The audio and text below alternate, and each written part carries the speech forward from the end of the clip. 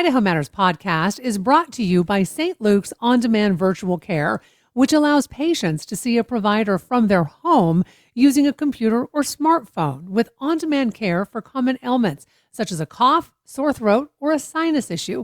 More information at stlukesonline.org.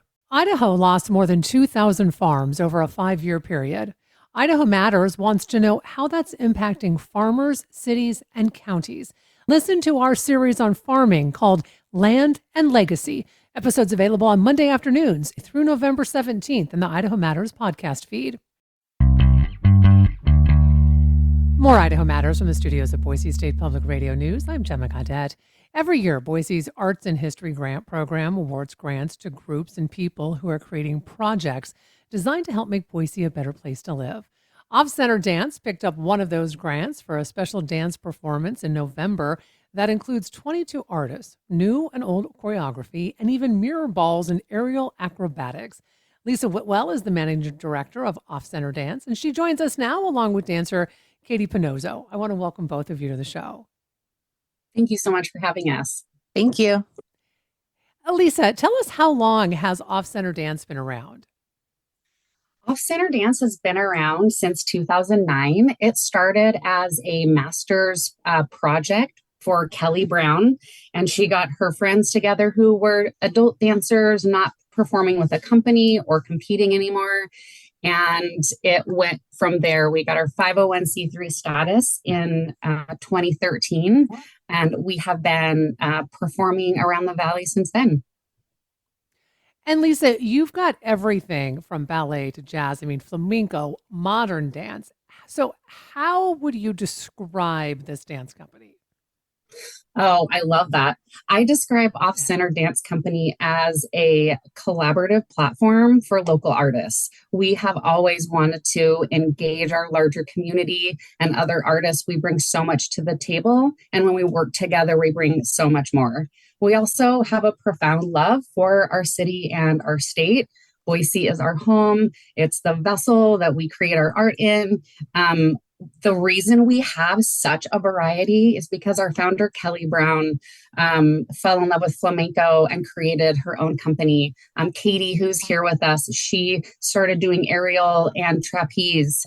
The people who have been dancing with us have grown exponentially, and then they bring all that back to us. So we're able to be a really multidimensional dance company. So Katie, as Lisa mentioned, you're one of the dancers, and she mentioned you do aerial. So talk to us about how you got into dance. How did you get started dancing? I think I got started dancing like a lot of children do. I had a friend that was dancing, and when I was really young and saw her, and I said, oh, I want to do that too. So just started doing ballet mostly from a really young age, and just continued it into, I went to BSU and got my degree in dance. And that's where I met Kelly Brown and danced with her, and just kept going and going. And so tell us exactly what you focus on nowadays, Katie, from a dance perspective. From a dance perspective, I definitely do a lot of variety shows, which includes like a lot of burlesque shows, and a lot of circus and aerial performance has definitely been my focus for the last few years.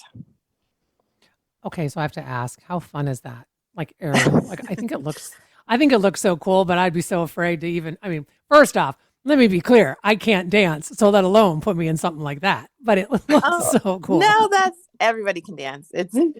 Everyone can dance.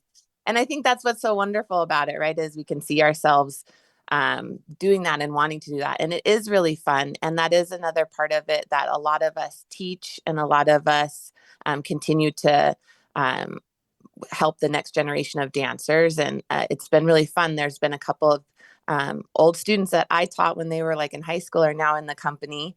And so it's just a different relationship, and it's super fun. And it is just so wonderful, and anybody can do it. So, Lisa, you've been part of everything from Idaho Dance Theater to Opera Idaho and Flamenco Fire. So I heard that you joined Off-Center, though, in its very first season. What was it that really attracted you to this organization? Well, it's a funny story. I actually didn't dance for about a decade.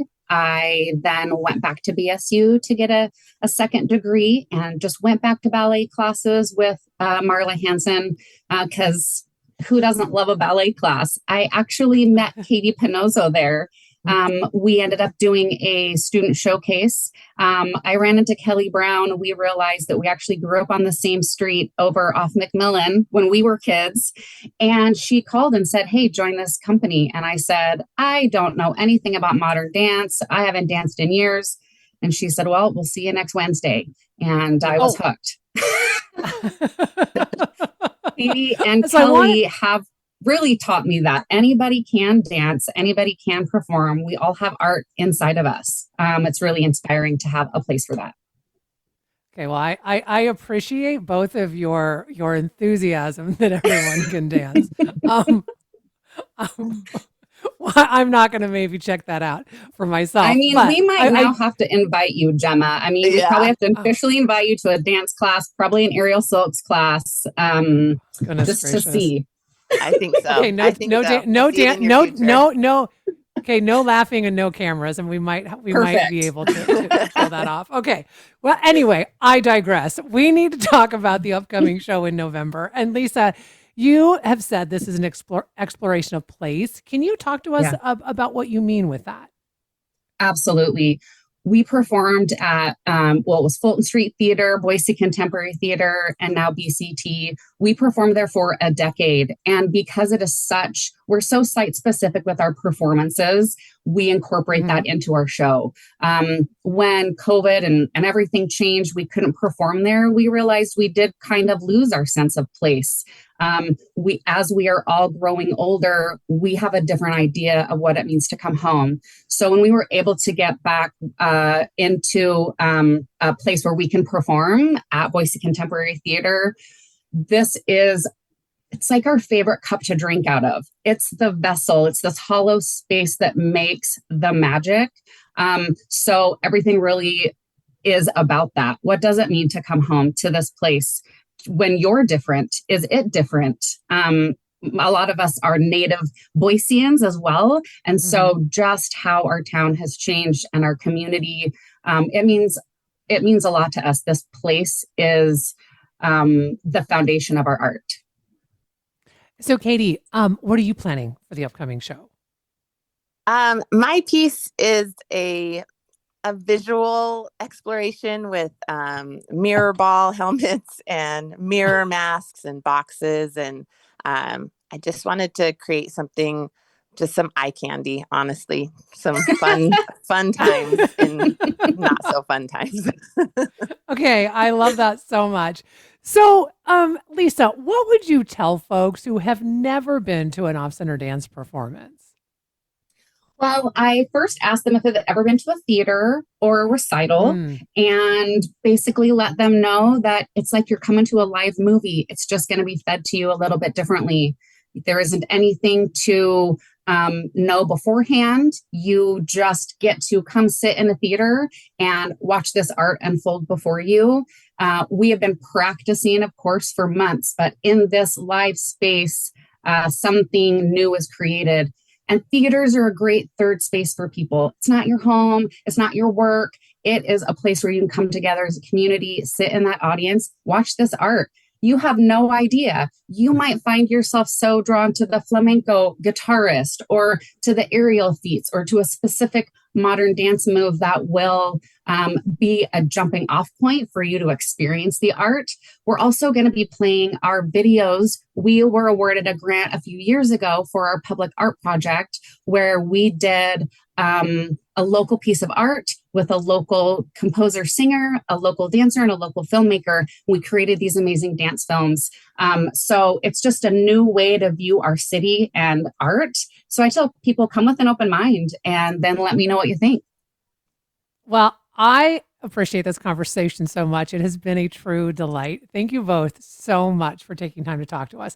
We've been speaking with Lisa Whitwell. She is the managing director of Off Center Dance, and she has been joined with dancer Katie Pinozzo. We've been talking about the dance company's upcoming performance because they picked up an arts and history grant from the city of Boise for their homecoming performance, which is set for November 6th through the 8th at Boise Contemporary Theater. And of course, we'll put some links on our website, boisestatepublicradio.org. I'm Gemma Gaudette, and this is Idaho Matters.